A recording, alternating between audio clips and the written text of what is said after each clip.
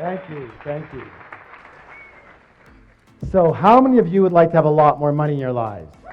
No, I said a lot more money in your lives. And how many to have a lot more happiness in your lives? And how many can stand a heck of a lot more of both in your lives? You've come to the right place. My name is T. Harbecker. Welcome to the Millionaire Mind, the secret psychology of wealth. The first thing I want to do is I want to acknowledge you for being here. There's a saying that says 80% of success is just what? Who can tell me? Showing up. So since I can't reach you all, I need you to do me a little favor. Simply reach around, pat both your neighbors on the back and go, congratulations for being here.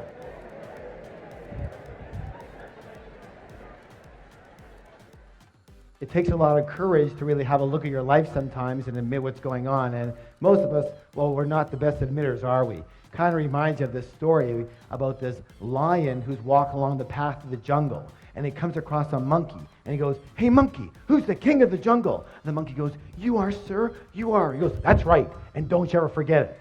Keeps walking along the path, and he comes across a snake. And he goes, hey, snake, who's the king of the jungle? The snake goes, you are, sir, you are. He goes, that's right, and don't you ever forget it. Keeps walking along the path, comes across a great big elephant. He goes, hey, elephant, who's the king of the jungle? The elephant just keeps walking. He goes, hey, elephant, who's the king of the jungle? The elephant just ignores him. The lion gets really mad, swipes the elephant on the butt, draws blood. The elephant gets angry, picks up the lion with his trunk, throws him around, fires him on the ground, stomps on his head, picks him up, throws him around, fires him on the ground, stomps on his head, picks him up, throws him against a tree, and the battered and bloody lion just lies there. Hey, you don't have to get mad just because you don't know the right answer. Hey, you might as well laugh now because it don't get any better, okay? Anytime I do any training, I have 2 rules. How many rules? 2. How many rules? 2. Thank you. The first rule is really important. It says this: don't believe a word I say. Now, in all sincerity, why would I suggest that? That's right. Whose experience can I come from? Thank you. Just my experience. It doesn't make it right. It doesn't make it wrong. It doesn't make it true. And it doesn't make it false. It just makes it my experience. All I can let you know, however, is that the information and principles you're about to learn here tonight totally transformed my life and has now transformed the lives of literally thousands and thousands and thousands of other people. Is it okay if I tell you just a little bit about myself? Thank you. I guess my claim to fame is that I owned at least a dozen different businesses before I hit the age of 30. Included in one of those businesses was opening one of the first retail fitness stores in all of North America. Now, the interesting thing about that company is that I started that business with $2,000 that I borrowed on my Visa card. And from there, I was able to open 10 company-owned locations in only 2.5 years, and then sold half my company shares to a Fortune 500 company for $1.6 million. How many wouldn't mind starting with a $2,000 credit card loan and having $1.5 million in your pocket a couple years after that? Excellent. After that, I kind of semi-retired. I moved down to San Diego, and I began doing some consulting, some one-on-one consulting. And I guess it was pretty effective for people because they started bringing friends and relatives and managers and partners, and pretty soon it was 1-on-2 and 1-on-5 and 1-on-10 and 1-on-20. And someone suggested, Harv, you might as well open up a school already. And I said, you know what? That is such a good idea. And I did. And I founded the Street Smart Business School and taught thousands of people all across North America street smart business strategies for high-speed success. What kind of success, please? Thank you. And it was during these seminars that I noticed something. I noticed something very, very, very, very, very, very strange. Would you like to know what it was? Well, maybe I'll tell you next time, but what it was simply this, that you can actually have 2 people sitting side by side in exactly the same room. And one person would take these principles and they would skyrocket to success. But what do you think would happen to the person maybe sitting right beside them? Not a heck of a lot. And I realized right there, you can actually have the greatest tools in the world, but if you have just a tiny leak in the toolbox, we have a little problem. So I began designing programs based on the inner game. What game? Thank you. The inner game of money and success. And when we blended and combined the inner game with the outer strategies, with the outer tools, virtually everybody's results went through the roof. Does that make sense, y'all?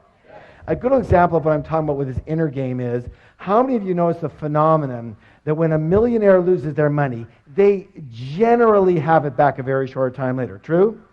A good example of that is, have you heard of this fellow by the name of Donald Trump? Here's this multi-billionaire who loses everything and more, and 2 years later, he's got it all back again and more. Why does this phenomenon happen? It happens because even though these people might have lost their money, they never lost their most important ingredient to their success, which was their what? Their millionaire. In Donald's case, it's his what? His billionaire mind. Do you realize that Donald Trump could never, quote unquote, just be a millionaire? Let me ask you your opinion. Are you willing? How do you think that Donald Trump would feel if his net worth was $1 million? Yeah, he'd feel poor. He'd feel broke, right? Now, listen, this is the most important thing you could ever learn. That's because Donald Trump's financial thermostat, his what? Is set for, everybody pick your finger up right here. Fingers up. Make it be with me. Billions, not millions. Most people's financial thermostat is set for, fingers up, thousands, not millions. Some people's financial thermostat is set for, fingers up, hundreds, not even thousands. And some people's financial thermostat is set for, thumbs up, below zero. They're freezing and they don't know why. Which brings us to the psychology of wealth. It's very important to realize that we live in a world of duality. A world of what? Thank you. Help me out here. In and out. Give me some examples. Black and white, hot and cold, back and forth, left and right, up and down. Excellent. Excellent. Take right and left. Is it possible to have a left side without a right side? Left of what? You see, they're a comparison. So just as there are outer laws to money, therefore there must be what? Excellent. You know, the fact is that most people do not reach their full potential. Most people are not successful. 80% of individuals will never become financially free in the way they would like to be financially free. And 80% of individuals will never claim to be truly, truly happy. And there's a reason. Would you like to know the reason? The reason is very simple.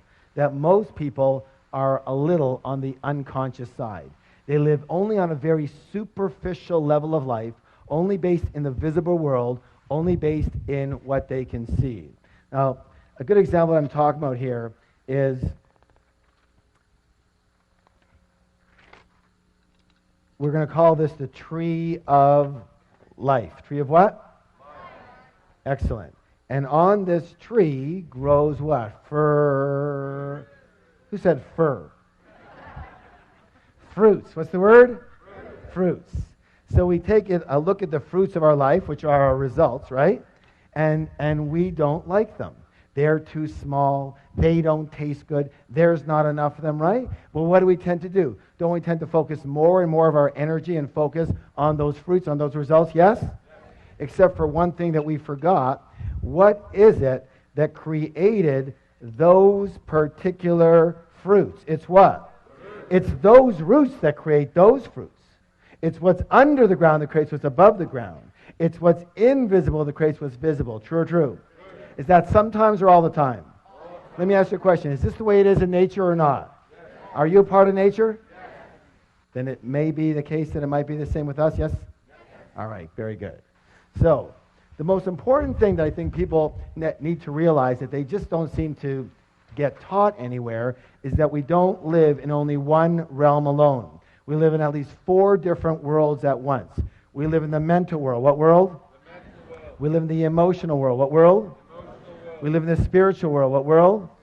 And absolutely we live in the physical material world. And what most people never get is that your physical material world, your results, what actually happens to you is nothing more than a printout of the other 3 areas.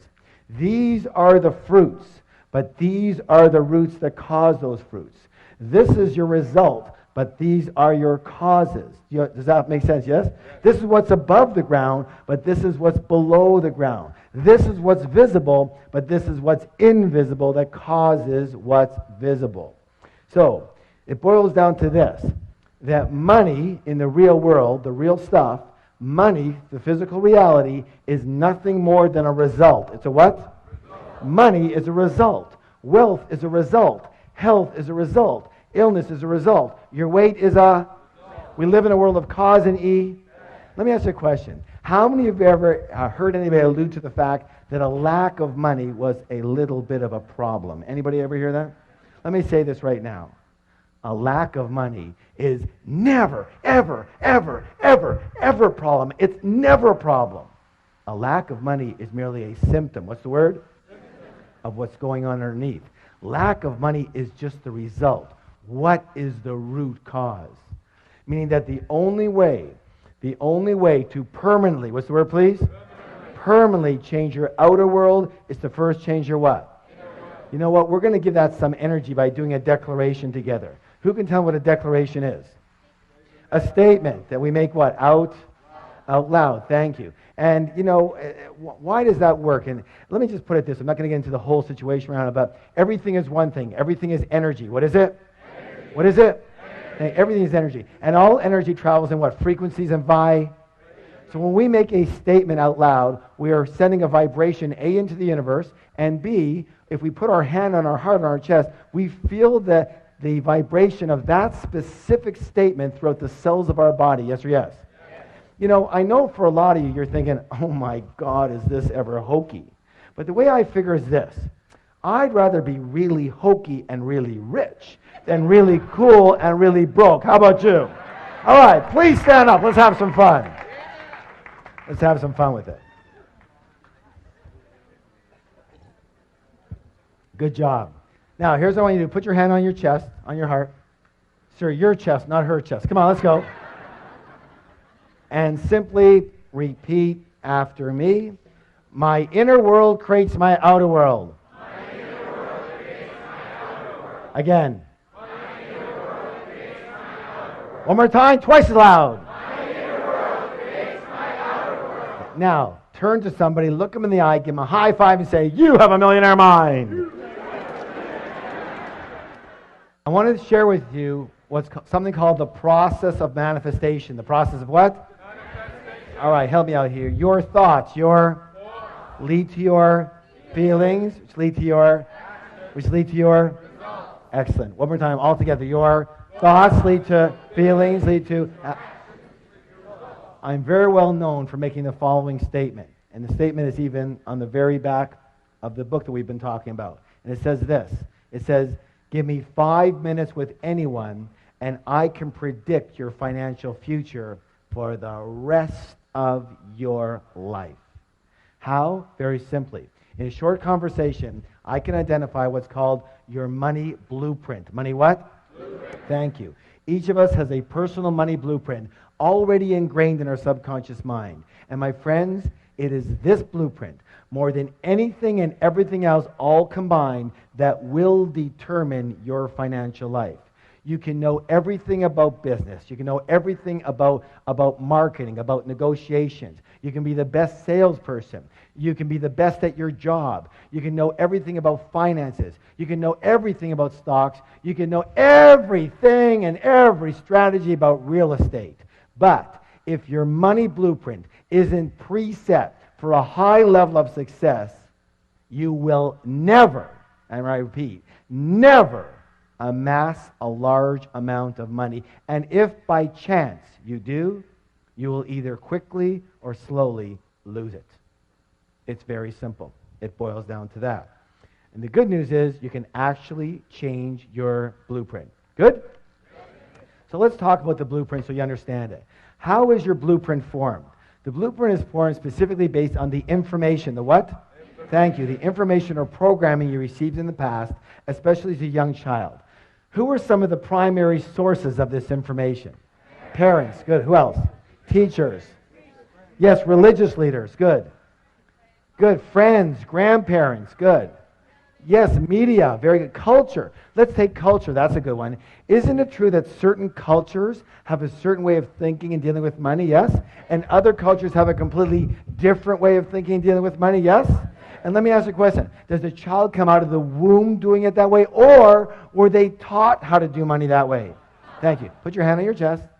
Repeat after me. I was taught how to do money.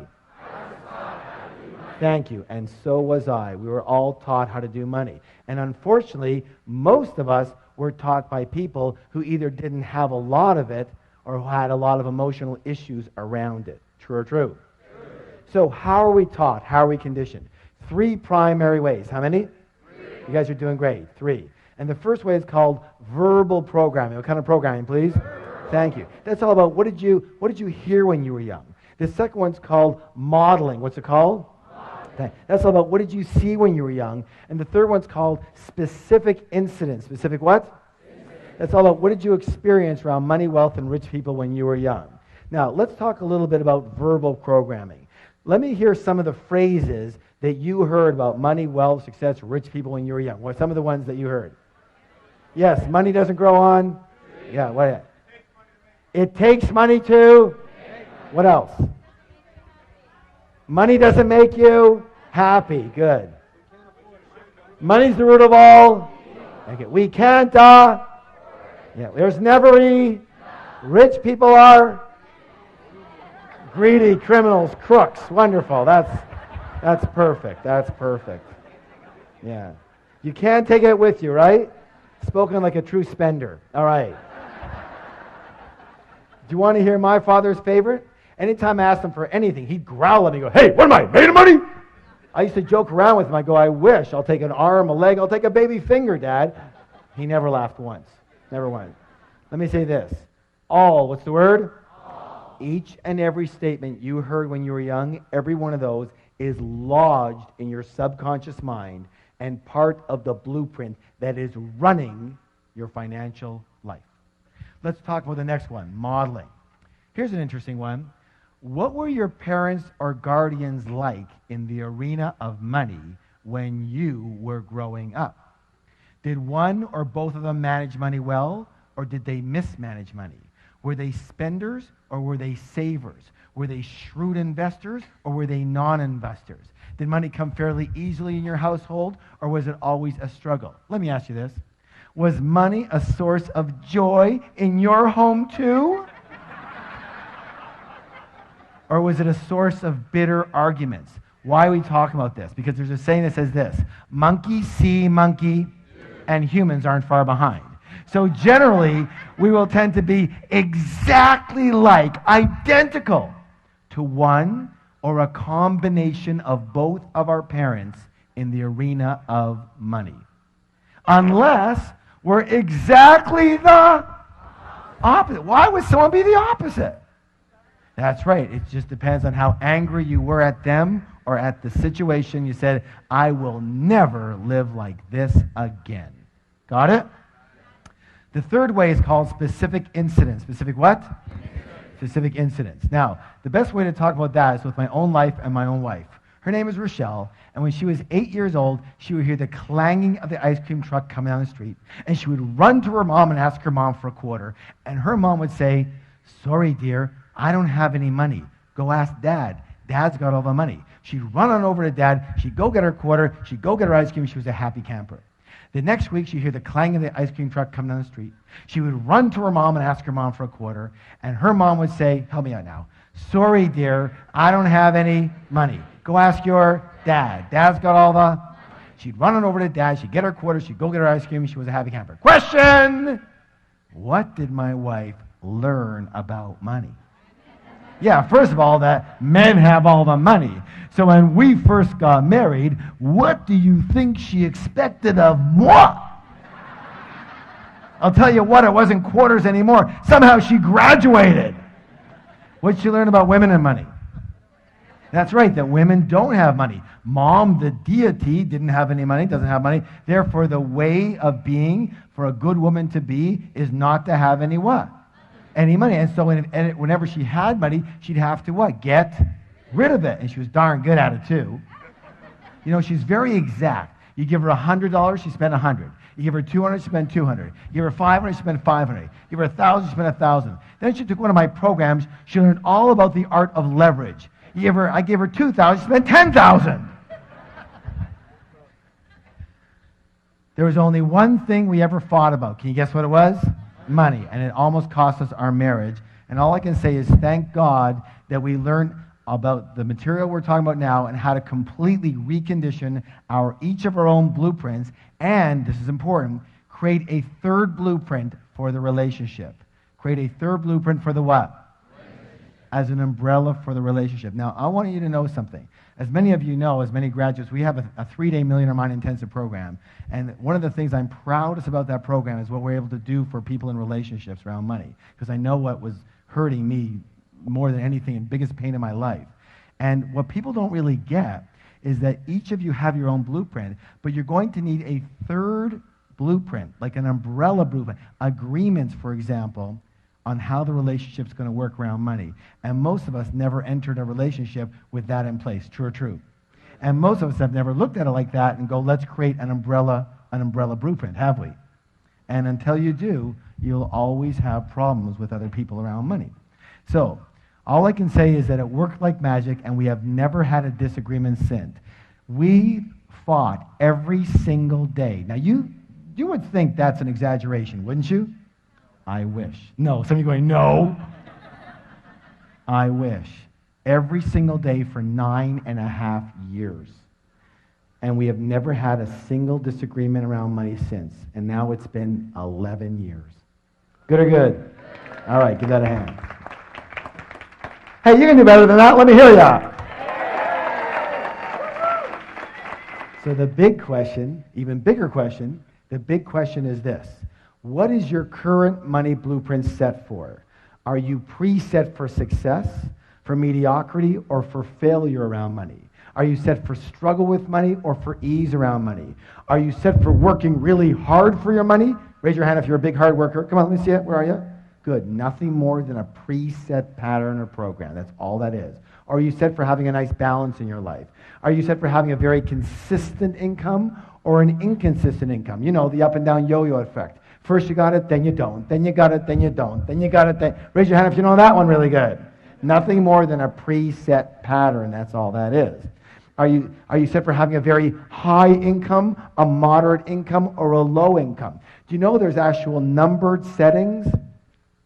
So are you set for earning, 25 to 50,000 a year, 50 to 75, 75 to 100, 100 to 200, 200 to 300, 300 to 500, nothing more than preset patterns and programs. And are you preset for saving money? Are you preset for spending money? Or are you set for avoiding the entire subject if you could? Absolutely. Are you set for managing money well or for mismanaging money? For picking winning investments or picking losers? For trusting people with money or distrusting people with money? How can you tell what you're set for? Well, one of the easiest ways is what? Look at the fruits. That will tell you what the roots are set for. Let me give you an example of what I'm talking about. If the temperature in the room is 72 degrees, chances are really good the thermostat is set for how much, guys? 72. Now, here's where it gets really interesting. Now, imagine that it's really hot outside and the windows are open. Is it possible that the temperature in that room could, say, get to 77 degrees? Yes or no? But what will eventually happen? Thank you. The thermostat will kick in and drive that temperature back down to 72 degrees. Now, is it possible that because the windows are open and it's very cold outside, that the temperature in the room could, say, go to 65 degrees? But what will eventually happen? Thank you. The thermostat will kick in and drive that temperature right back to 72. Meaning that the only way to permanently, what's the word? Thank you. Permanently change the temperature in that room is to change that what? Thermostat. And the only way to permanently, what's the word? Permanently change your money life, your financial results, is to change your money what? Thermostat, otherwise known as your money blueprint. Does that make sense to you? All right, excellent. Now, who can tell me one of the simplest ways to make change? Decide one. What else? Yes, become aware of it. Good, good. Yeah, someone said marry rich. That's good. That's close. That's good. Obviously, one of the easiest ways to make a change is to model. What is it? Model people who have blueprints set for high levels of success. High levels of success, yes? And those people have a name. They're called rich people. And so one of the things we're going to do in the second part of the program here is talk just a little bit about how rich people actually think quite differently than most other people. But before we do that, we have to take a little stretch, so please stand up.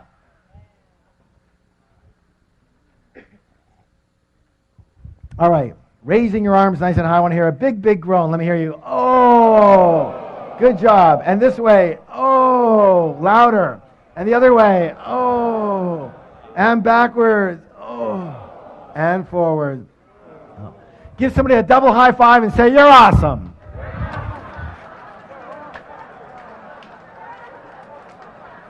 And have a seat, have a seat. All right, let's get into some of these things that are lots of fun. So, the first way that rich people think quite differently than most poor and middle class people, and when I say poor and middle class, I mean the mentality more than necessarily the result. Of course, it depends on that, yes? All right, so let's go this one. Rich people believe what? I create, one more time, twice as loud. I create my life. And most poor and middle class people, what do they believe? Life happens to me. Life happens to me.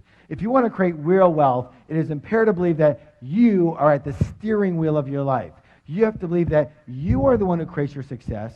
You are the one who creating your mediocrity, and you are the one creating any financial struggle. Consciously or unconsciously is still you. But instead of taking full responsibility for what happens to them in their life, most people, well, they play the role of the what? The victim. Now, you can always tell a victim because they leave 3 indelible clues.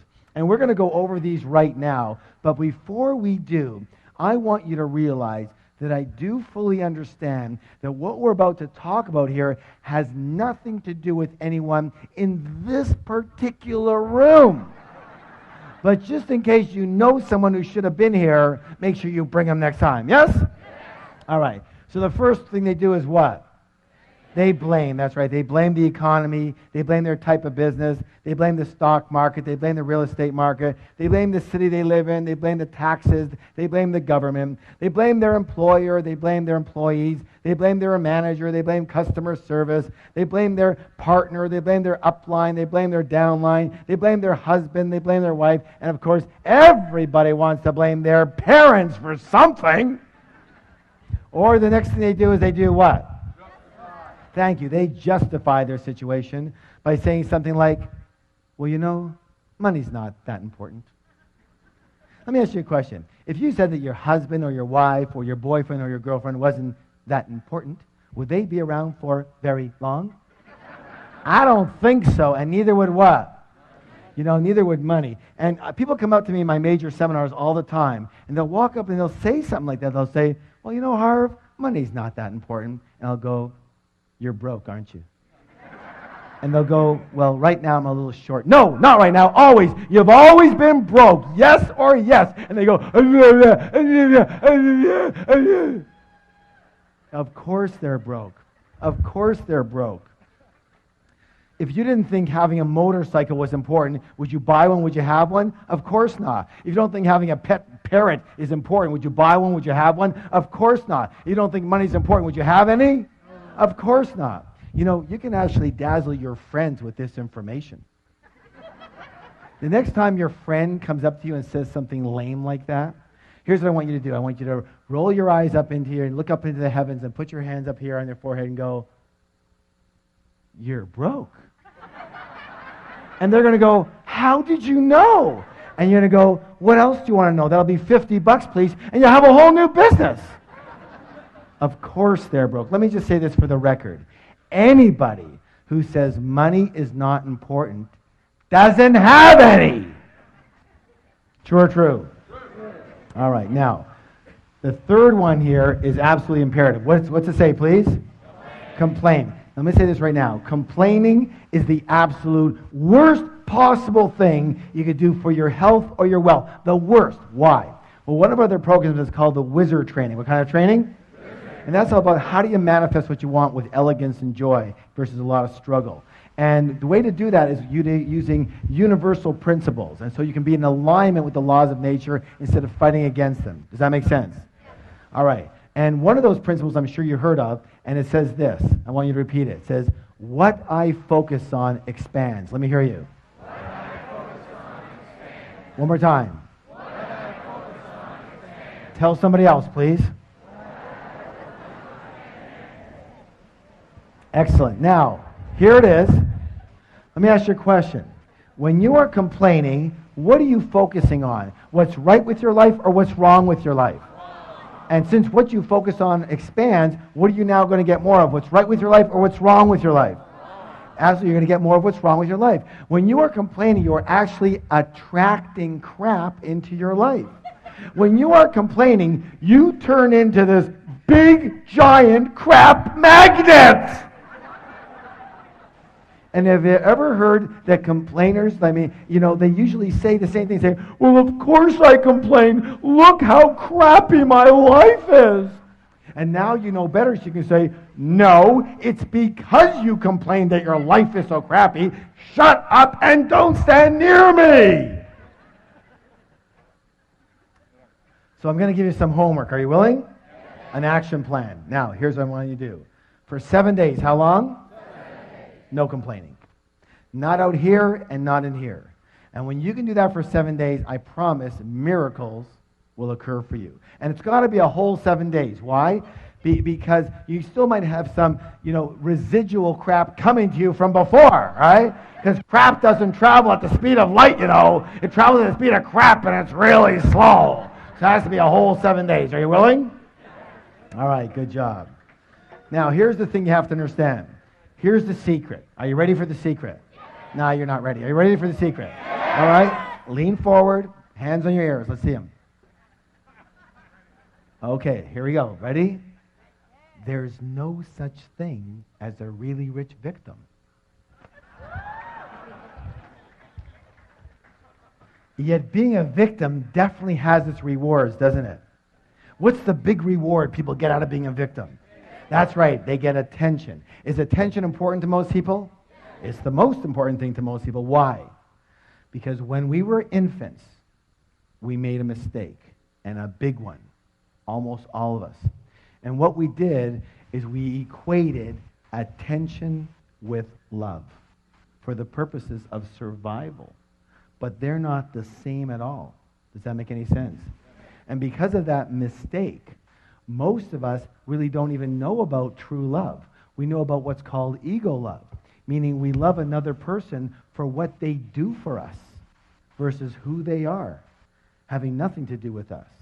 And worse than that, we love ourselves for what we do for us. In other words, when we're good, we love ourselves. And when we're bad, we don't love ourselves. True or true? Okay? And that's the biggest problem we have with most people today. And let me say this again, that at the 3-day Million Dollar Mind Intensive, and I know a lot of you have been there, one of the blessings we have is this ability to be able to disconnect those two so that you truly love another person for who they are, which means you can truly love yourself for who you are and accept yourself the way you are right this moment. Good or good? Good. And that's another blessing that we have. And so, as I said, there's no such thing as a really rich victim. So in order to stay a victim and get their attention, these people make darn sure they never get what? Rich. So here's a choice. You have a choice. You can be a victim or you can be rich, but you can't be both. You have to choose. And let me say this right now, and I hate to be so graphic about it, but we came here to learn, yes? Yes. All right. So everybody go like this with your finger. Put it over here. Watch. Every time you blame or justify or complain, you are slitting your financial throat and your happiness throat as well. And people, well, if they want to be around you, there's something wrong with them too.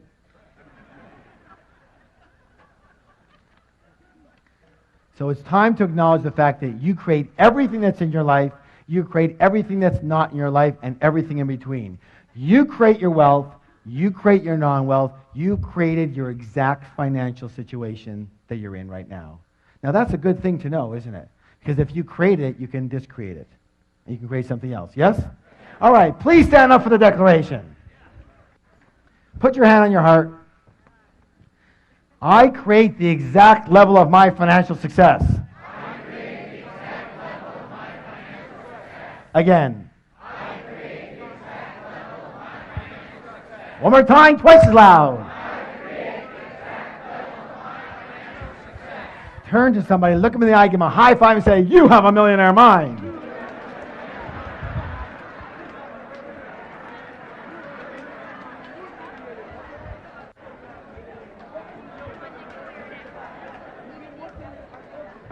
And have a seat. Good job. All right, here's another one. This is very important. Now, what do we do when something's very important that's coming up? We do a drum roll. Ready? Let's hear it. Let me hear it.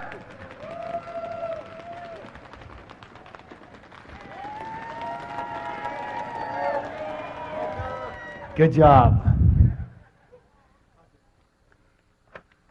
Rich people play the money game to what? Win. And most poor and old class people play what? Not to lose. Not to lose. Oh my goodness.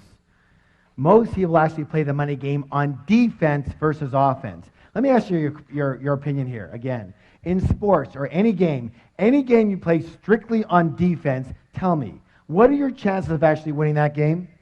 How many people say pretty slim and none? And what are your chances of winning the game big? Impossible. True?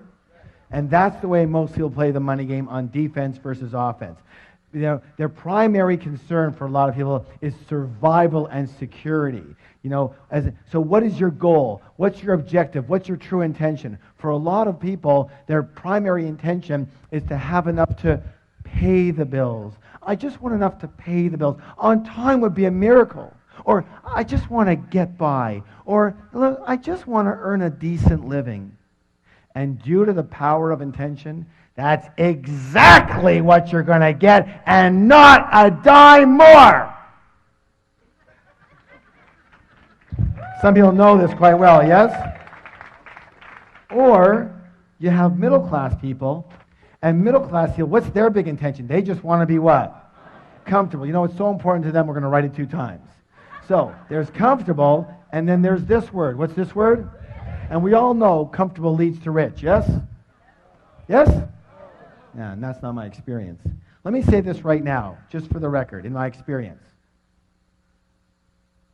Comfortable and rich are planets apart. Planets apart.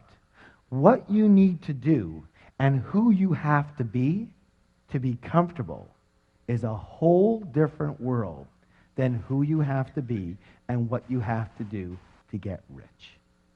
Is that clear at all? Is that really clear? I hope you get it. Because I would say that's one of the number one issues with most people sitting in the room right now. Your goal is to be comfortable. Let me say this right now. If your goal is to be comfortable, you will never get rich. Never. On the other hand, if your goal is to get rich, you're going to end up mighty comfortable. So here's the thought. If you shoot for the stars, you're at least going to hit the moon. Most people don't even shoot for the ceiling in their house, and they wonder what the problem is. All right, here's what I want you to do. Another action. Are you willing to take the actions? All right, practice. Practice makes permanent. So, tonight when you get home, tomorrow morning, I want you, either yourself or with your team, to create a strategy. Create a what? Strategy. To help 10 times the number of people you're helping right now. Whatever business you're in, whatever job situation you're in, I want you to help 10 times as many people. Who can tell me why? Exactly, because that's how you get paid. One of the things we do in our programs is we have certain definitions. And the definition we use of a business person or even in a job is, listen closely, a person who solves problems for people at a profit or for pay. Say that with me. A person who solves problems for people for profit or for pay. Good or good? So what's your job? This is what? Solve problems. And you get paid accordingly. Meaning that if you go out there to make money, what do? But if you go out there to solve problems, and if you go out there to solve 10 times the problems you're solving now, there's a good chance you can get how much more money? 10 times. Does that make sense? Because that's what delivering value is all about.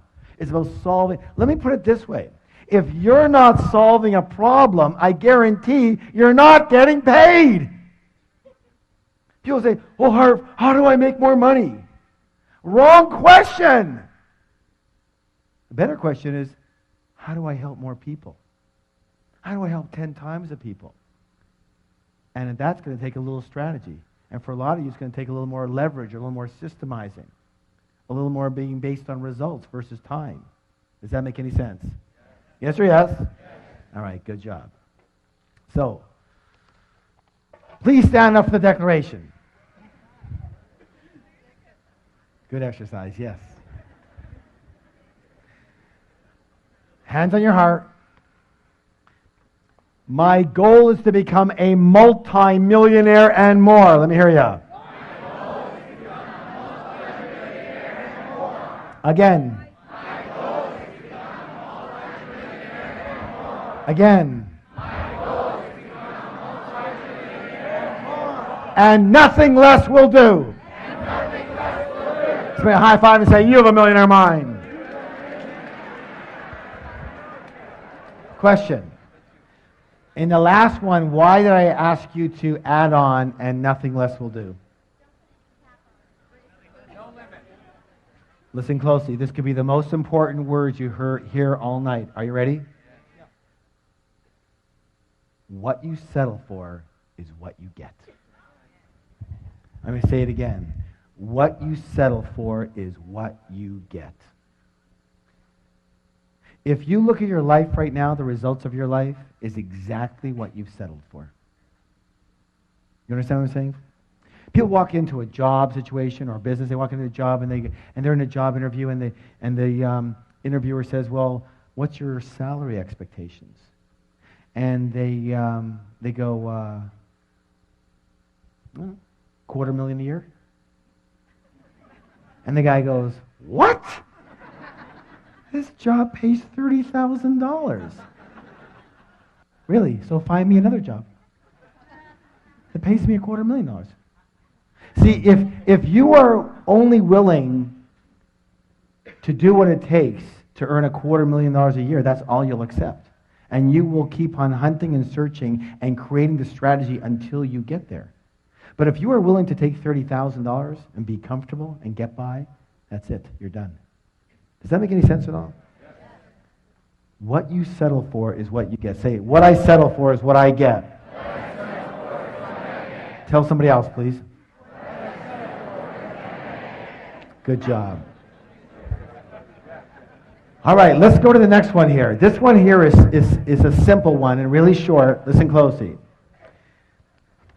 Rich people always think the word what? Both. And most everybody else thinks what? Either or. Either or.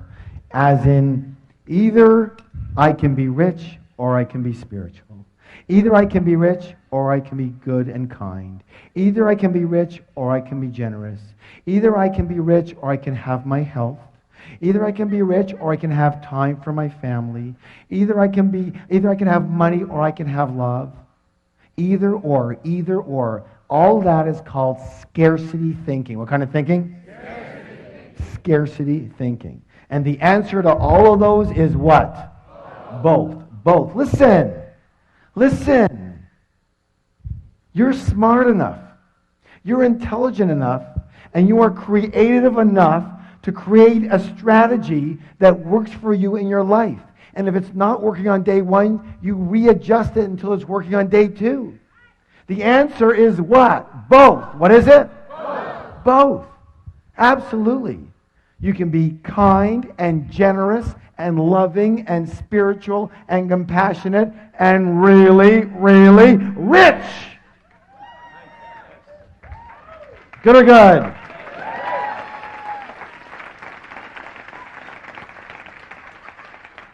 Let me ask you a question. How many of you ever heard the saying, you can't have your cake and eat it too? This, for my money, that is the absolute stupidest saying I've ever heard in my whole life. The all-time dumbest, the hall of shame, all right? You know, in my book, Secrets to the Millionaire Mind, I talk about this a little bit. And we give a lot of what's called wealth principles in the book. I want to read you this one. Rich people believe you can have your cake and eat it too. Middle class people believe cake is too rich, so only have a little piece. Poor people don't believe they deserve cake, so they order a donut, focus on the hole, and wonder why they have nothing. Stand up for the declaration, please.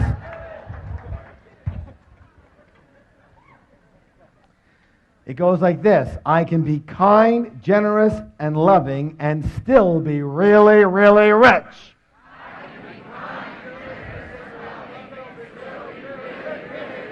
Again, I can be kind, generous, and loving and still be really, really rich. One more time. I can be kind, generous, and loving and still be really, really rich. Just my high five and say, you have a millionaire mind.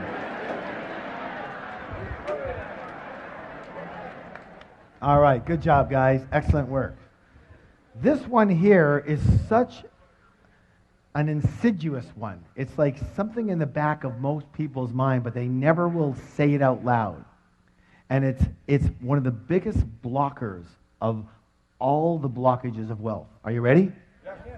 Rich and successful people admire and model. What's the two words? Admire other rich and successful people. And what do most everybody else do? They resent the heck out of them, yes or yes? Most poor and middle class people often look at other people's success with resentment or jealousy or envy, or they snip, they're so lucky, or they whisper naughty things under their breath. You have to realize something so simple, that if you view rich people as bad in any way, shape, or form, and you want to be a good person, then you can never be rich. You can never be rich. You can never be rich. So you have to practice. Say, I have to practice. So instead of resenting rich people, I want you to practice admiring rich people. I want you to practice blessing rich people. I want you to practice loving rich people. That way you unconsciously know that when you get rich, other people will what? They'll admire and bless and love you instead of resent the heck out of you. Much better for creating wealth. Yes or yes? Yes. You know, I want to share with you a philosophy that completely transformed my life. Are you willing to hear it? Yes. It's from the Huna philosophy. Where does Huna come from? Hawaii, thank you. And it simply says this. Bless that which you want. Say it with me. Bless that which you want. Bless that which you want. So what that means is this. If you see somebody with a beautiful home, bless that home and bless that person. If you see somebody with a beautiful car, bless that car and bless that person. If you see somebody with a beautiful family, bless that family and bless that person. If you see somebody with a beautiful, wonderful business, bless that business, bless that person. Why? Because anything that you negate, you can never have. Never. Does that make any sense? And you got to watch it. It's so quick, isn't it? It's so quick to do a little tinge of resentment, to negate them. And meanwhile, you know you can't have it after that. So, I have a little practice for you on this one. Next time you see somebody coming out of a limousine, I mean, someone who's got some money, obviously. Not some party kids with 48 people in the limo. Prom night! No, you know what I'm talking about. I want you to walk over to that person coming out of that limousine. I want you to shake their hand. And I want you to say, thank you. Thank you for being an excellent role model for me for creating success. Thank you for being such an excellent role model for success. Are you willing? All right, please stand up for the declaration. Hands on your heart. I admire rich people. I bless rich people. I love rich people. I study rich people. And I'm going to be one of those rich people too. Turn to somebody, give them a high five and say, you have a millionaire mind. You know, we're talking a lot about rich people, getting rich, being rich. And some people come up to me all the time, they go, Harv, what's with the rich thing? Like, why, are you so into that? And I said, look, I've been called a financial evangelist. And I take that as a compliment. Why? Because someone's got to be a proponent for it. Do you understand what I'm saying? Amen, right. So, but let's talk about it because it's more than just money. So let's talk about why be rich. Number one, lifestyle. What's the word?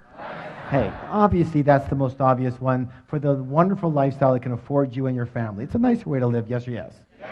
But number two is contribution. What is it? Here's my thoughts. It says this.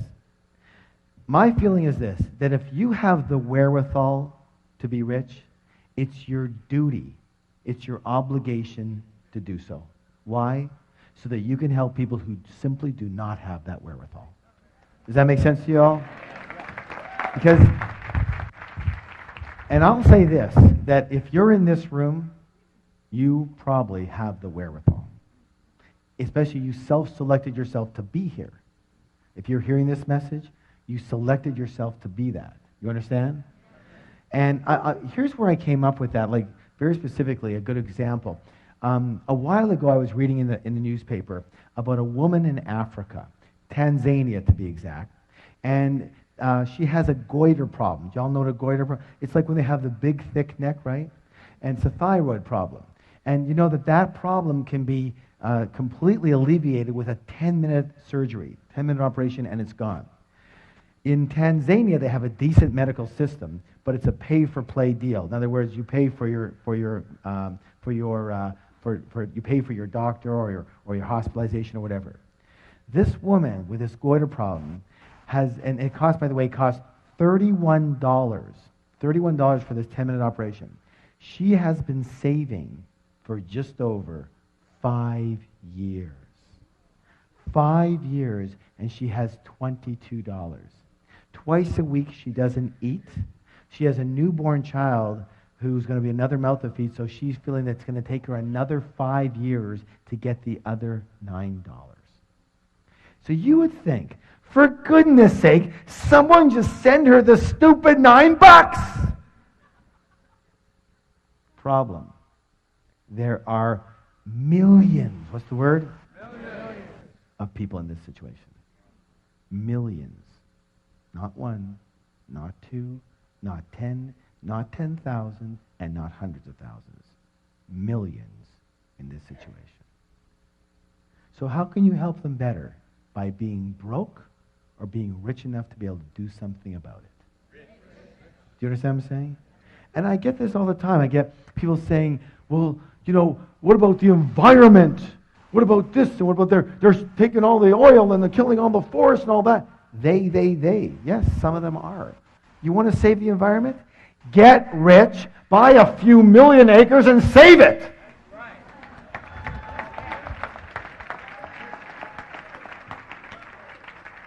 You're going to have some power and control over your land. Do you understand what I'm saying? Yes or no? Yes. Take responsibility is what I want to say on that. Okay, this one over here, one more here. This is critical. The third reason is for what? Who you have to become in order to create wealth. In other words, who do you have to be in character, in virtue, in traits? How big do you have to be to get rich versus, being broke? And there's certain characteristics that it takes to be incredibly successful. Because what creates success? And isn't it one of the things being one of the best in your field? Yes or no? Yes, yes or no? Yes. Absolutely. Who do you have to be? What do you have to know? Who do you have to be in character to be the best at what you do in order to get paid the most? Does that make sense to you? So who do you have to become? It's a learning process. And that brings us to the next way that rich people actually think quite differently and are quite different than most other. Rich people are what? Bigger than their problems. What is it? Bigger than their problems. And most other people are what? Smaller than their problems. Smaller. And the secret, guys, I want you to hear something right now. If you will just understand and take action on this one right here, I promise you, mano a mano, heart to heart, your life will just skyrocket. It will go to a whole other level, and you'll see why in a moment. Are you ready? Yes. Listen closely. The secret to success, my friends, is not to try and avoid or get rid of your problems. The secret to success is to grow yourself so you are bigger than any problem. We got the size of you, and we got the size of your problem. And let's do a little scale here. So here we are. Here's you and here's your problem. And we are dealing with, say, a level 5 problems. But you happen to be a level 2 person. Question, is that a big problem or a little problem? That's a big problem, right? But let's say you grow yourself to, say, be a level 8 person. Same problem. Big problem, little problem. Little problem. Now let's say you work with us and you grow yourself to be, say, a level 10 person. Big problem, little problem. No problem. It doesn't even exist in the realm of your mind as a problem. You don't see it as a problem. It's just something to take care of, yes or no? Yes. Let's test this out. How many of you have ever been in a conversation with somebody who's talking about their problem, and you go to them and you go, I don't see the problem here. Raise your hand if you ever had that happen. Everyone's had that happen. Everyone. Because at that point in time, they are smaller than their problem. So it's not about the size of the problem, it's about the size of you. There's always going to be problems, yes or yes? There's so many times in this business, and I'm sure in your business, but when you get to a higher and higher level, you know, the responsibilities become greater. The amount of money invested becomes more. You have, you know, we have 140 employees. You know, there are staff people. There's, you know, huge overheads and lots and lots of what? Quote unquote problems. And my wife says to me all the time, Harv, why did you choose such a hard business? And I go, it's not about the business. It's about me. Because if I can't handle the problems here, you think I can handle the problems there? Because problems are going to be with you all the time. True or true? And running away from them or playing small because you don't want any problems? That's crazy. Let's face it. We're going to have quote-unquote problems. But the size of those quote-unquote problems will depend on the size of us, not the problem. Raise your hand if you've ever felt like, I don't want to get into the big leagues because there's so many problems there. I just want to have a nice, simple life. Raise your hand. Be honest. Come on. More than half of you in here. How's it working so far? You still have the problems, but you're broke. That's the biggest problem of all. True or true? I figure it this way. If I'm going to have problems, I might as well get rich.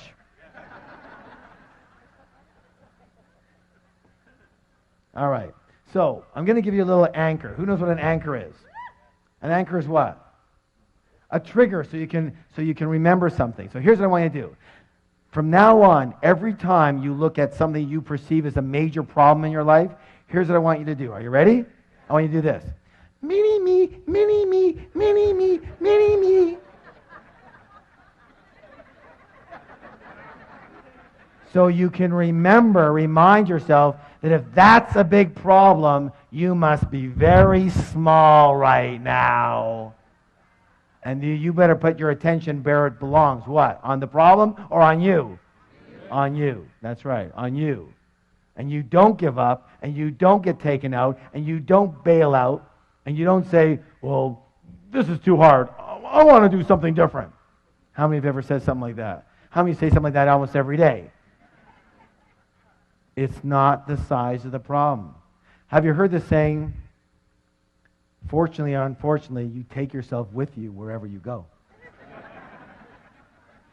That's what my answer is to my wife. How could you choose such a hard business? It's not the business, it's moi. True or true? True. If it's hard, it's because I made it hard. If it's easy, because I make it easy. If it's successful, it's because I made it successful. If it's unsuccessful, it's because I made it unsuccessful. True or true? True. Doesn't just happen to us. So, the fact is that your wealth can only grow to the extent that you do. So the goal is to grow yourself so you can handle any problems that get in your way of creating wealth, and just as importantly, keeping your wealth once you've got it. And who knew that would be an issue? You know what? This is only reserved for certain people in this room. People who have or have had a lot of money and know that it's one complete world to make it. And it's a whole other world to keep it. True or true? That is a whole other world. And again, it's not about the it. It's about you. It's about you. And so, really, you're like a container. Say, I'm a container. I'm a container. And if the container is small, but the money is big, what has to happen? That's right, the money goes. The money goes. Do y'all understand that? Let me say this again. If you, the container, is small, but somehow the money is big, what has to happen? It doesn't fit. It has to go somewhere else. True or true? So you have to grow yourself so you become a big, big container. So you can attract and hold money. And one of the things we do in our programs is we focus on not only growing yourself as a container, but consistently growing yourself. Because if you want raise your hand if you want your money to consistently grow. Remember, your money can only grow to the extent that you do. So if you want your money to grow, who has to grow? I do. Now you got it. Now you got it. Now you've got the root. You have to keep up with the money. Let me put it another way. Your money has kept up with you.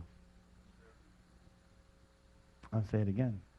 Your money has kept up with you. If your money's here, it's because you're here. Does that make any sense? If your money's here, it's because you're here. If you're here and your money's here, it's going to have to meet you. It'll always grow to the extent that you do, and always come down to the extent that you are. Raise your hand if you've ever heard stories about people who are doing really well and then they messed up in their relationships, messed up with habits or with drugs or alcohol, and what happened to their money? Always comes down to meet them. No or no? Yes? Your money is at the same level you are, my friends. And that's not a derogatory thing. That's to make sure you start to focus your attention where you need to. Personally, I always looked outside of myself. Once I do this marketing thing, and once I understand this real estate, and once I do this, and once I... But it wasn't about any of those things. It was about the size of me. Was I able to attract and hold and grow the money? True or true?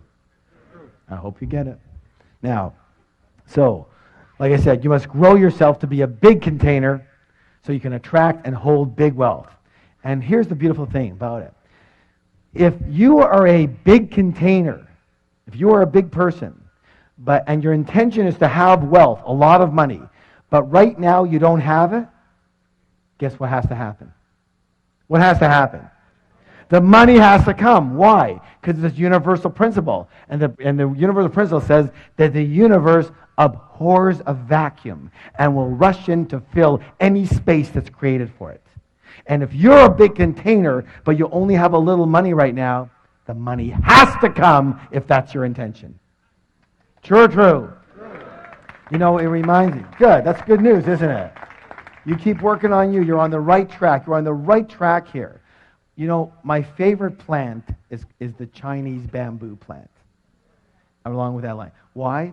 Because this is a very interesting plant in that you plant the seeds and you look after the first year, there's nothing there. And you look in the second year, and there's nothing there. And you look in the third year, and there's nothing there. You say, forget it. Somehow the seeds didn't take hold. I've got no tree here. In the fourth year, there's nothing there. But in the fifth year, all of a sudden you see a little sprout. And then listen to this. In 6 weeks, how long? 6 weeks. That plant can grow to 90 feet. 90 feet in 6 weeks. How could that be possible? Because what was it doing for 5 whole years? Growing its roots. Like you guys. Growing its roots. So that when it does pop, it can withstand that incredible growth. What would happen if it didn't grow those roots so deep and thick? The first big wind that comes, it's gone. How many people know people that that's happened to? Because the roots weren't dug deep enough. Do you understand? Give someone a high five and say, you're on the right track.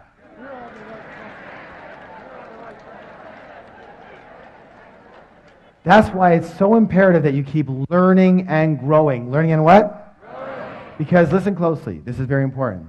Because if you're not growing, you're automatically what? Dying.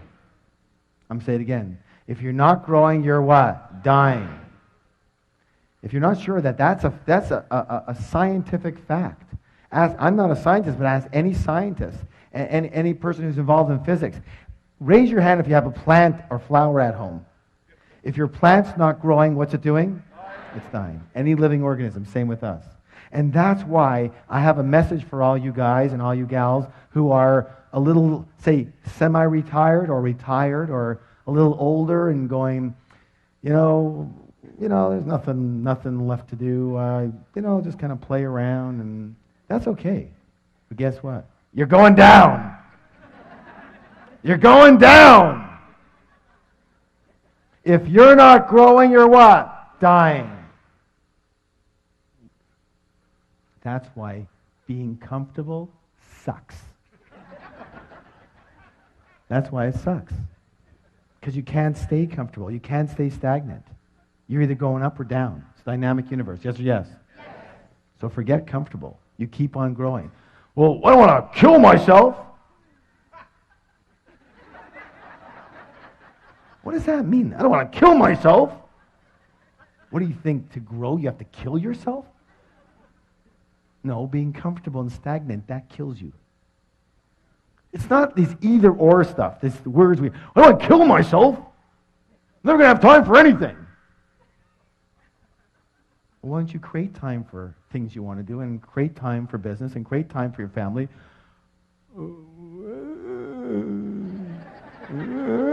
I don't know how to do that. Good. Then you learn. You learn how to do that. Good or good? That's one of the other things, too. I talk about exploding money myths. You'll say, well, I'm incompetent with money. I just can't handle money. I'm not good with money. That's your reason?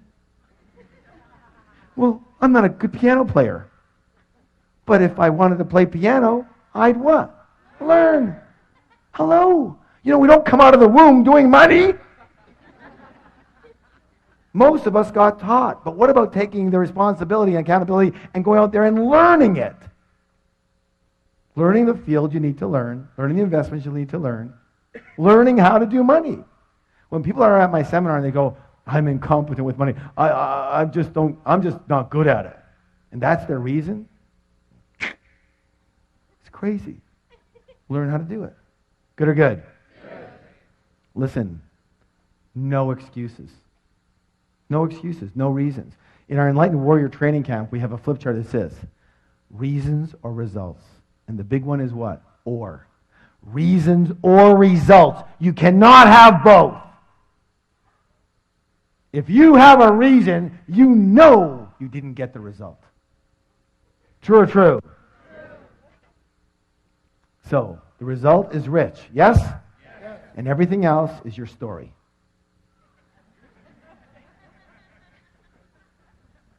It's just not the right time now. Thanks for sharing. That's great. You're broke. All right. Please stand up for the declaration. Hands on your heart. I am bigger than any problem. I can handle any problem. Nothing will stop me from creating wealth. Turn to somebody, give them a high five and say, you have a millionaire mind. All right, this one is really, really important. Recall the process of manifestation. Say it with me. Your thoughts lead to your feelings, lead to actions, lead to results. Which one is the highlighted one? Action. How many people agree to succeed in the real world, you have to take what? Let's see if that's true. Why is that? Thoughts and feelings, are they part of the inner world or part of the outer world? Inner world, thank you. Results, part of the inner world or part of the outer world? Outer world. And therefore, action becomes the what? The bridge between the inner world and the outer world. Do you understand? So, you can think all you want about wealth and success. You can meditate. Listen, I've meditated for 25 years. But I've never been meditating there and had a bag of money drop on my head. I'm one of these unfortunate souls that actually has to do something in the real world to get any of the stuff. A lot of people are very kind and generous and wonderful, well-intentioned people. They just don't do anything. Or they don't do anything at a high enough level or take enough massive action to get anything done. They just talk about it, they think about it, they meditate it, but nothing actually happens in the physical world. And if you want physical money, you'll need to transfer into the physical realm from the mental, emotional, spiritual sides. And the way to transfer from those three invisible to the visible, from under the ground to above the ground, into the physical realm is through the process of action. True or true? That's why action is absolutely critical. Now, if that's true, what prevents us from taking the action we know we need to be taking? Fear, thank you. How many people agree that fear and doubt and worry are among our greatest obstacles, not only to success, but to happiness as well? Excellent. And therefore, one of the biggest differences between rich people and most other people is that rich people are willing to do this. What's it say? One of the other programs we teach is called the Enlightened Warrior Training.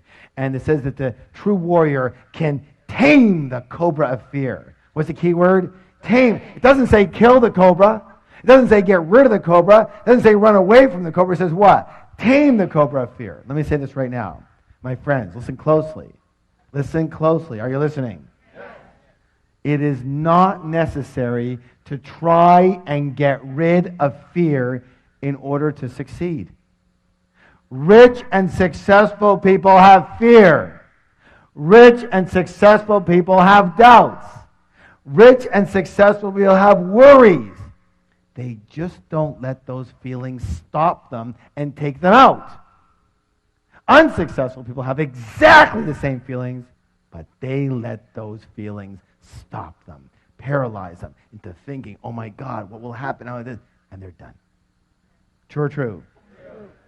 A lot of people believe that rich people don't have fear. That's ridiculous. Ridiculous. So, how many people agree we're creatures of habit? Yes? And therefore the secret is to practice. What's the word? Practice acting in spite of fear. Practice acting in spite of doubt. Practice acting in spite of worry. Practice acting in spite of inconvenience. Inconvenience. If your life is about convenience, you'll never be rich. Let me say this right now. It's not always convenient to do what it takes to get rich. And practice acting in spite of discomfort. It's the same thing, as I said earlier. I'm going to challenge you right now, as I do with all of my students. Are you willing? Are you willing? Yes. I want you to find uncomfortable situations and move into them. I want you to look for uncomfortable situations and get involved in them. And when something becomes uncomfortable for you, that's when you go into it. You understand that? Why? Because, let me ask you a question. We talked about it earlier. When you're comfortable, you're in what zone? You're in your what? Your comfort zone. And in your comfort zone, are you growing or dying? You're going down. So you've got to get uncomfortable. Until you're uncomfortable, you're not growing. Are you willing? So the only time you're growing is when you're uncomfortable. Say, the only time I'm growing is when I'm uncomfortable. Pat someone in the back and go, you're growing, man, you're growing. You can always tell rich people, you can always tell middle class people, you can almost always tell broke people by the actions they're willing to take and not take. How much comfort or convenience runs their life. You know, one of the things we talk about is that at the end of our programs, usually we talk about the 3-day Millionaire Mind Intensive. And very often someone will stand up and say something like, they'll say, well, you know, it's not being held in the city that we're in right now, and I'd have to take a flight and fly for 4 hours and, get a hotel and this and that. And it's just so inconvenient. And I have 2 words. You're broke. You're broke. You have to be broke. If a 4-hour drive or a 4-hour flight or a 4-day flight is going to stop you from doing whatever it takes you have to do to succeed, then what else will stop you? Here's the easy answer. Anything. Anything will stop you. Why? Because you are a person that will be stopped. Now, you choose. Either you are a person that will be stopped or you are a person that will not be stopped. One or the other. And here's the thing. You have to train yourself to not be stopped. It's a practice. You have to train yourself to not be stopped. Because it's easy to be stopped. And most of us were unstoppable at one point, and then day 2 of our lives happened. And we got taught. We got what? To stop. For our safety. Supposedly. But we generalized it to everything. True or true? Look, you can throw my philosophy right out, but here's my philosophy. If it isn't going to kill you physically, do it.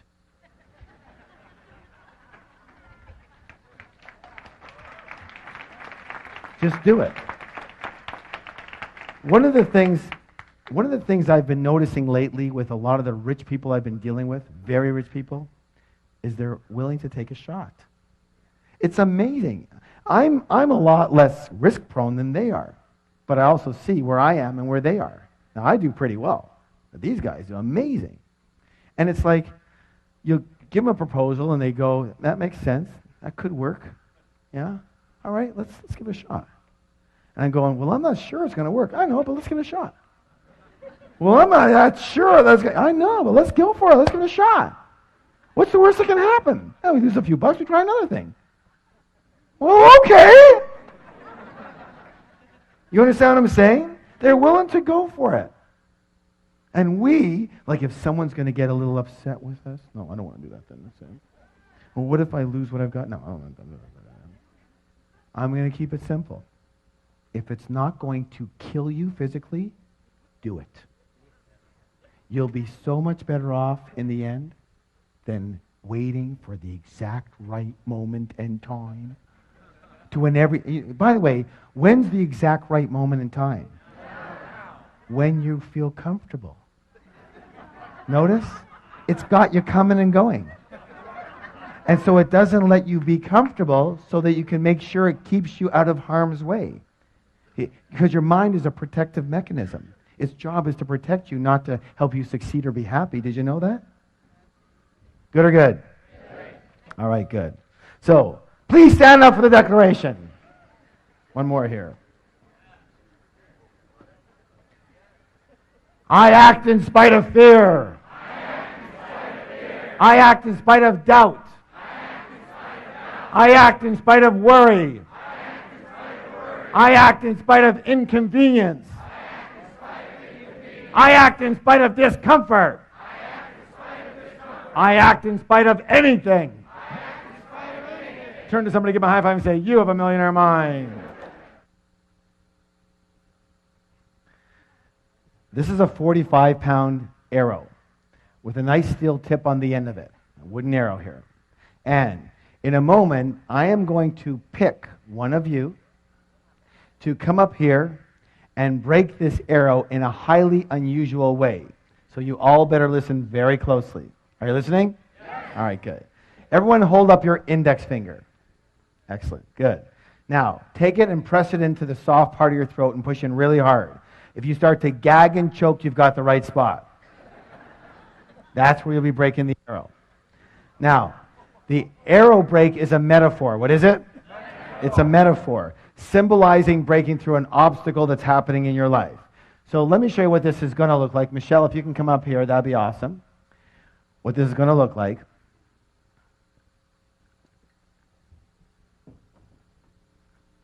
Just hold on to that for a second here. All right. So what's going to happen in a moment, just bring your hand up here for a second. What's going to happen in a moment with this person is going to be coming up here. They're going to put the back of the arrow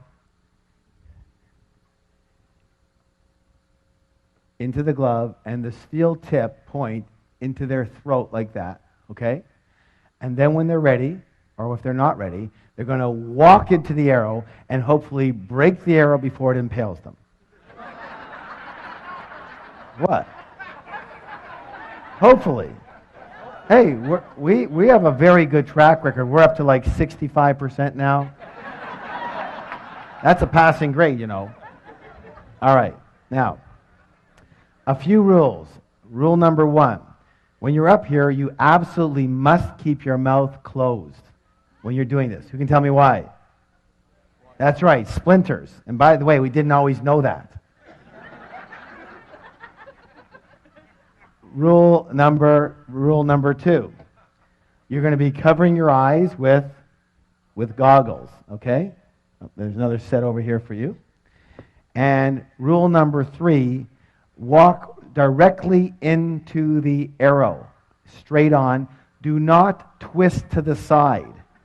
Because if you twist to the side, what can happen is it can get caught in this artery right here and pull the artery right out, and it looks really funny when you have this artery sticking out of your neck like this, and you can't even go to the doctor. Like, what are you going to say? It's like, what happened? You don't want to know, okay? So you're not going to believe it. All right. So here's how this is going to work. I'm going to show you how this works. And here's the deal. The fourth rule is massive support. What kind of support? Massive. What kind of support? Massive. That means we're all on one team, yes? So when this person breaks this, I want everybody to give them a massive standing ovation, right? Yes. All right, good. Now, that's when the person comes here. Let's talk a little bit about, let me show you how this is going to work, all right? So I'll do a little demonstration for you. So here's the deal. If I break the arrow, if I break the arrow tonight, I want massive round of applause. Yes? Yes. If the arrow happens to break through me tonight, I want someone to pick up the phone, turn it on, and call 911. Yes? Yes. All right. Are you ready? All right. Things are sharper than they used to be. No wonder I don't do this anymore.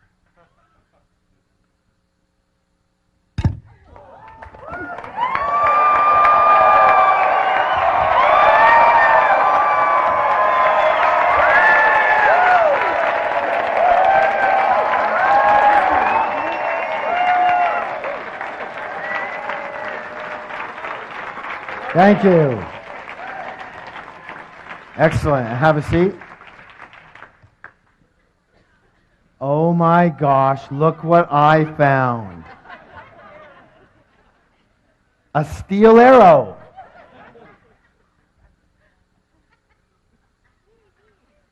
This one's like so nervous she's scratching herself. I like the people who throw their pencils down to look for them so that I can't see them.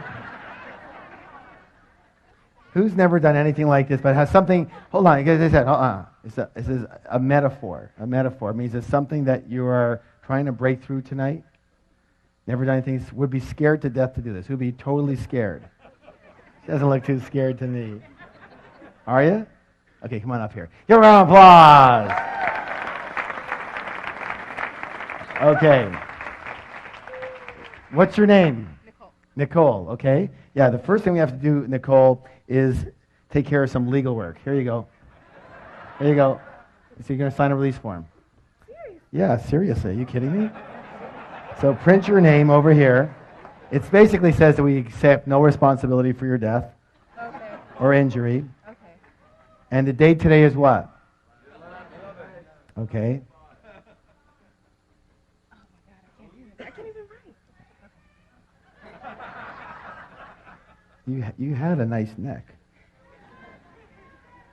And just sign your name over here. And are you here with somebody? Yes. Okay, so your mom is here, okay.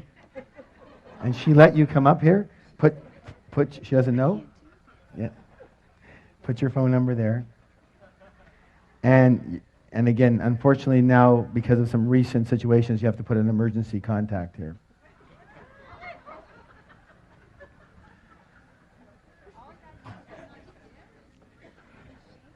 Now, remember what we said about support, right? Okay. Now, here's the deal. Okay, you're doing great. Perfect. Good. Now, hold on to this. And here's how this is going to work. Just wait for a second here. Now, remember I said that the arrow break is a metaphor. What is it? Metaphor. So it represents something that you want to break through in your life, a belief or a habit or a fear or a way of being that hasn't been working for you, right? Now, so your name was what? Nicole. Nicole is going to represent all of us, everybody, yes? All right. So here's how this is going to work. So she's breaking for you right now. This is what we're gonna frame this. She's breaking for you right now, And so I want everybody to close their eyes. Everybody looking at this, watching it, hearing it, close your eyes. And I want you to determine what is it that you want this arrow break to mean for you. What does it represent? What does it symbolize you breaking through in your life? What specific fear or doubt or concern or belief or habit or way of being or situation does it mean you breaking through as a metaphor in your life? And come up with one. And the same with you, Nicole.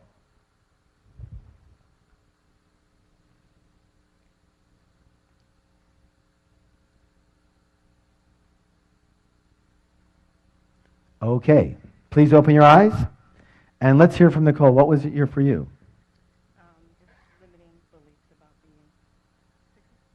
So limited, be as specific as possible. What is it specifically?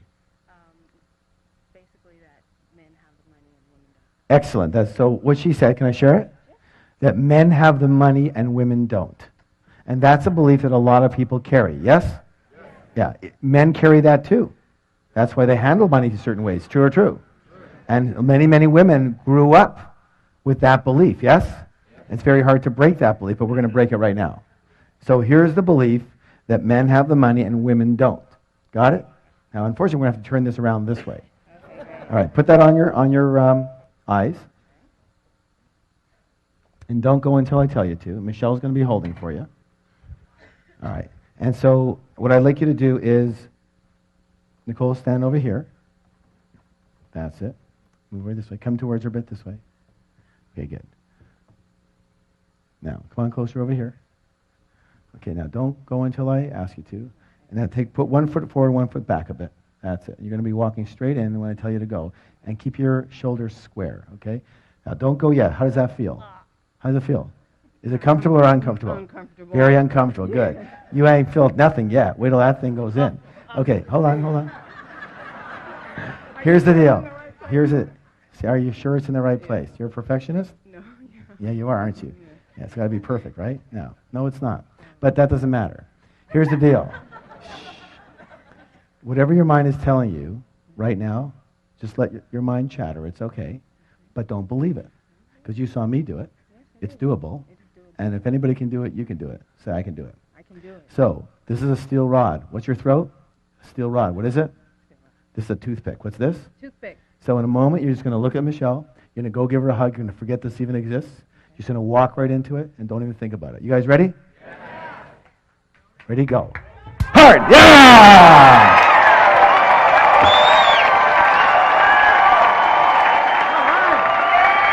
Yeah, girl. Hold those up. Hold those up. Hold it up.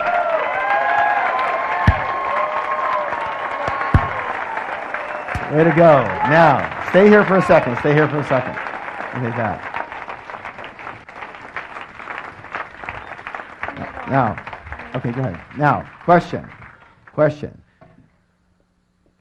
Was that harder or easier than you thought it was going to be? Yeah, the actual act was easier than what she thought it was going to be. Yes?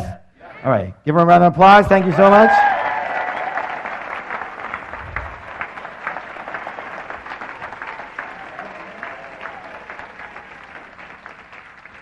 Let me talk about your mind right now.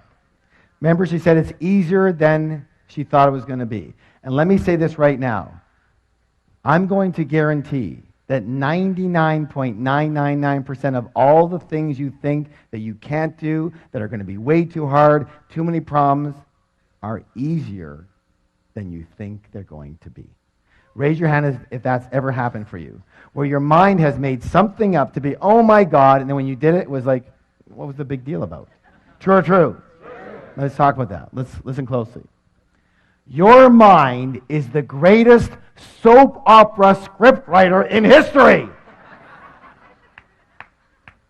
It makes up incredible stories, usually based in dramas and disasters, of things that never happened and things that never will. Mark Twain said it best. He said, I've had thousands and thousands of problems in my life, most of which never actually happened. It's very important. One of the most important things you can ever understand, is that you are not your mind. Say, I'm not my mind. You are much bigger and greater than just your mind. Your mind is a part of you like your hand is a part of you. Your hand isn't you, but it's a part of you. You wouldn't introduce yourself as your hand, would you? Hi, I'm my hand. What if you had a hand that was much like your mind? It was scattered all over the place. It was constantly beating you up. And it never shut up. Yada, yada, yada, yada, yada, yada, yada. In the car, yada, yada, yada, yada. In the shower, yada, yada, yada, yada, yada, yada. What would you do if you had a hand like that? Cut it off. No. But it's a very powerful thing. What would you do with it? That's right. You learn to want to control it. You learn to train it. You learn to manage it. True or true? And that's the critical piece. Training and managing your own mind is the most important skill a human being could ever own. Do you understand this? I'm saying it again. Training and managing your own mind, that voice that you so believe, is the most important skill you could possibly own. For with that skill, you truly will be successful. And you truly can be happy. Do you understand this? Because I'm going to say this right now, and a lot of them are going to shoot me for it. But there's only one thing that can stop you. The voice. Not yourself. The voice. The voice. That you've bought into that that's who you are. That voice is not you. It's simply a part of you. That it's the protective mechanism part of you. Its job is to protect you. It's like the sentry on a ship. It's not there to be the social coordinator, the success coordinator, the happiness coordinator. That's not its job. Your mind is a survival mechanism, and its primary purpose is to protect you, which means to keep you where you are. It's like an overworried mother. It's doing its job way too well, but we buy into it. What would your life be like if you had an overworried mother constantly ragging on you? No, no, no, no, no. What would your life be like? You would be so contracted and small, you'd never do anything. True or true? True. Yet to an extent, we're all like that. We're listening. We're buying the voice of protection when there's no need to do it. That voice is not who you are. You are much bigger than that. When Nicole came up here, she was shaking. She couldn't even, what was her mind telling her? Oh, what did I get myself into? Why did I do this? You're so stupid, Nicole. Why do you? Well, maybe she didn't say quite that, but something like that. And then she's doing it, and we're pushing it, and she goes, oh my God, like this is way harder than I thought. And her mind goes, blah, blah, blah, blah, blah, blah. And then she goes, boop, no problem. And isn't that the way it is? Yes or yes? So, let me say this right now. In my book, Secrets of the Millionaire Mind, the final wealth file, number 17, says this.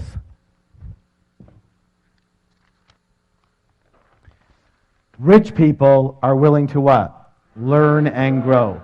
And most poor and middle-class people think they what? Already know. They already know. Let me say this right now. I'm going to complete with one of my famous sayings. And the saying is this. You can learn to do anything. You can learn to succeed. Every master was once a disaster. I'll say it again. Say it with me. Every master was once a disaster. Everybody who's great at something today was once terrible at it. So it doesn't matter where you're starting from. You understand what I'm saying? Everybody starts somewhere. Some start here, some start here, some start over there. Everyone's got some type of ailments, handicaps, problems. Even if you don't have a problem, your mind will tell you you do. I had a woman the other day come up to me and say, I don't know what it is. It's just, I get to a certain level and there's always a situation that comes up. Something always happens and it screws me up. What is it? I said, if you look in the mirror, you'll find it. It is so easy to determine people's obstacles because there's only one of them right there. The voice in your head that stops you, tells you no, gives you doubt, and suffocates your life. And my blessing and my promise to you is if you challenge that voice and stop believing everything it tells you and just go for it anyways, in spite of fear, in spite of it chattering, you will soar to a level you have never experienced before in your life. So how many of you realize that your mind is a very powerful force? It can work for you or it can work what? Against you. The rule is really simple. If you are earning less than $50,000 a year and you want to earn $100,000 or more, you're going to have to change your money blueprint. Money what? Blueprint. If you're earning $100,000, you want to earn $200,000, you have to change your money what? Blueprint. If you want to go from $200,000 to $500,000, you have to change your money what? Blueprint. If you're earning good money but you're not managing it well, you have to change your money what? Blueprint. If your income is inconsistent, you have to change your money what? Blueprint. Excellent, good. If you work way too hard and you want to be able to earn as much money or more with more balance, you have to change your money what? Blueprint. If your investments aren't zooming, you have to change your money what? If your business isn't booming, that's a result. You have to change your money what? If you have money and you want to make sure you keep it and you grow it, you have to change your money what? Excellent.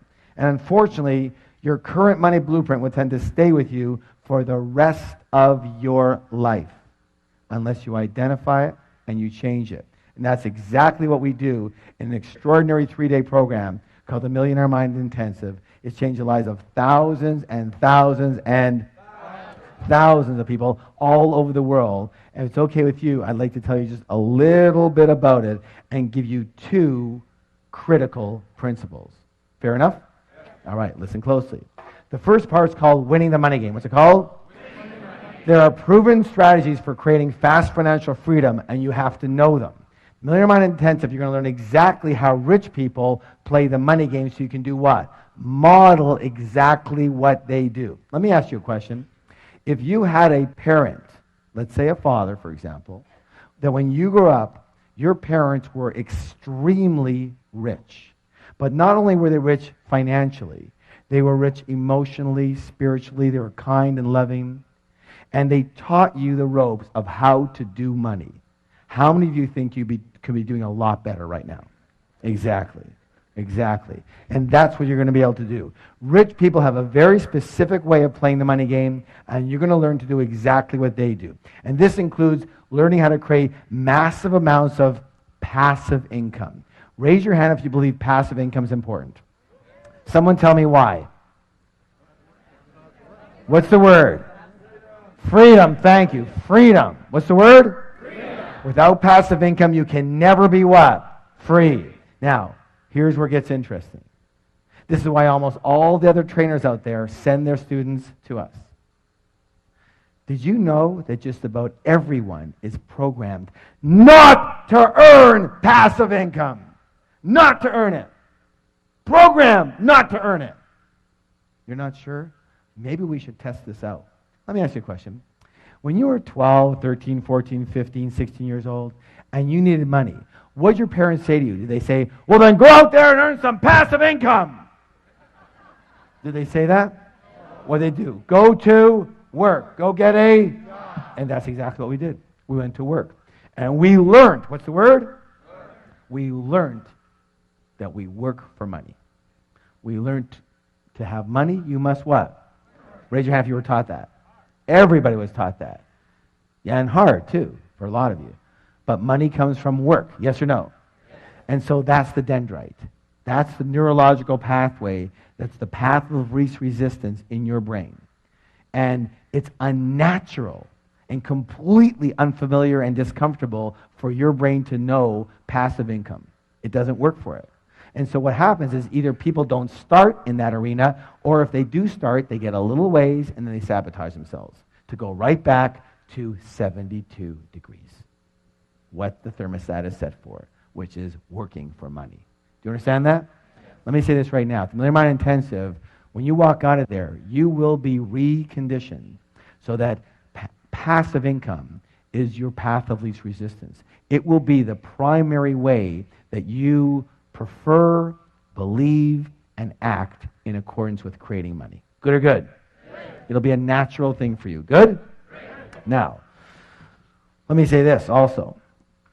You're also going to learn the world's easiest money management method. Managing your money is another critical difference between rich people and poor and middle class people. I'm going to tell you a story that can change your life. Are you willing? Yes. Are you willing? Yes. Imagine you're with a 5-year-old child. You're walking down the street. You come across an ice cream store. And you go into the store and you get the child a single scoop of ice cream on a cone because they don't have any cups. The child is only 5 years old. They have very little hands. They're kind of wobbly. And as they walk out the door, it jostles them. And the ice cream falls out of the cone onto the ground. Being the kind and generous person that you are, what do? You walk back into the store, and just as you're about to order another scoop of ice cream, the child sees the poster on the wall of the triple scooper. And they go, I want that triple scoop. And now, being the kind and generous person that you are, do you now get them the triple scoop or not? No, of course not. Why would you set them up to fail? They couldn't even handle 1 scoop. What, are you going to load them down with 3 scoops now? Let me say this right now, my friends. We live in a loving and supportive universe. The universe wants you to win. It wants to support you. But it has the same rule. And the rule is simply this. And I'm going to nail half of you right now as to why you're not doing better with your money. It's simple. Until you show you can handle what you've already got, you won't get any more. Most people are walking around with 1 or 2 scoops dripping all over the place. It's a complete mess. And they're going, give me more, give me more.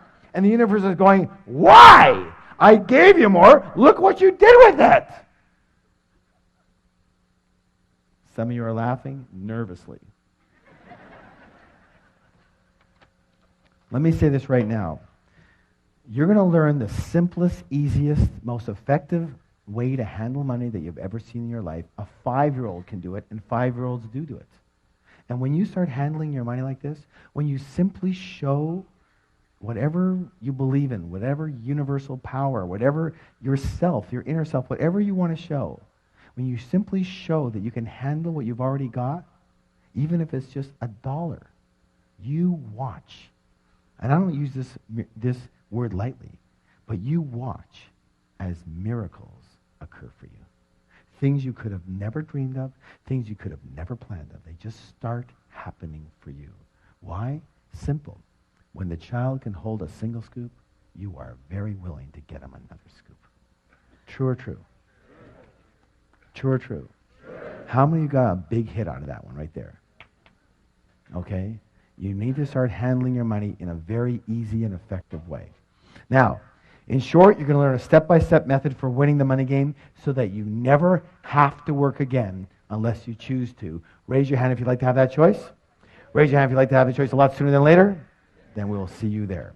Now, part 2 is the inner game, conditioning yourself for natural and automatic success.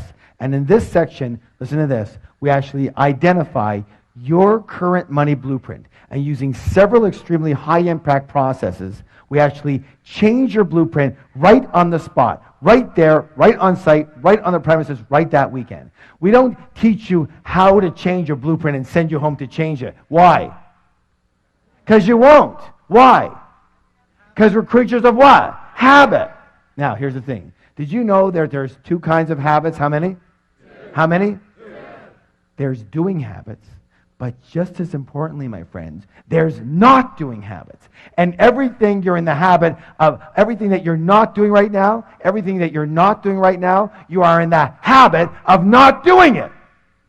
So we can send you home with anything, but you're not going to what? Do it. So we don't wait for you to go home.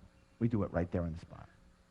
You walk in with one blueprint, you walk out with another one set for automatic and natural success. People ask me all the time, they say, Harv, do you have the Midas touch? And what do I answer? I go, no. I have a blueprint set for success, just like all of you can have. I look so forward to seeing you again soon. I hope I've served you in some way. Thank you so much.